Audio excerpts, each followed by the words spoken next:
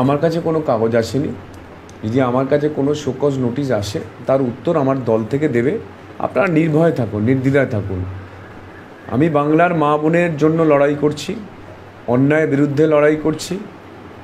বারবাসীর আমার শহীদ ভাই শান্তনু ঘড়ুইয়ের খুনের বদলা গ্রাম বাংলার মানুষ নেবে, তার জন্য আমরা লড়াই করছি। গতকাল ট্যাবাগারিয়া ব্রিজে বাচ্চা স্কুলের ছেলেমেয়েদের কাছ থেকেও টাকা তোলে এখানকার সাংসদ।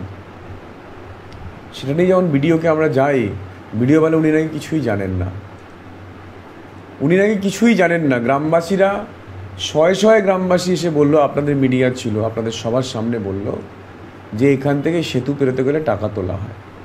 বিডিও বলছেন উনি কিছু জানেন না।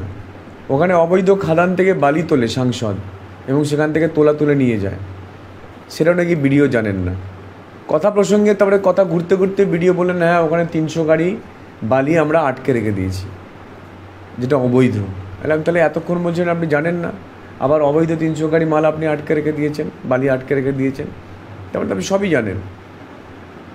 স্বীকার করলেন, হ্যাঁ এটা জানি।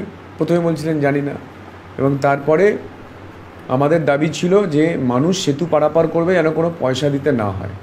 দীর্ঘ এত বছর ধরে সেতু পারাপারের জন্য মানুষকে যেতে আসতে 10 টাকা দিতে হয়। যদি আপনি 10 বার যান আপনাকে 100 টাকা দিতে হবে। এটা পৃথিবীর কোন জায়গার নিয়ম?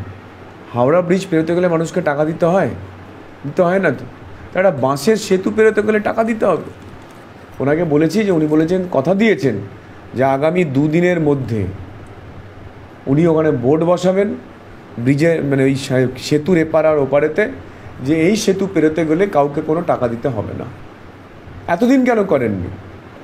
কোনো উত্তর দেননি। কালীঘাটের চাপ, সাংসদের চাপ। তো কথা দিয়েছেন যে আজকে বা কালকের মধ্যে উনি বোর্ডটা বসাবেন। কালকে ফোন করব, যদি বোর্ডটা না হয় আবার আন্দোলনে নামবো, আবার বিডিও অফিস যাব আমরা।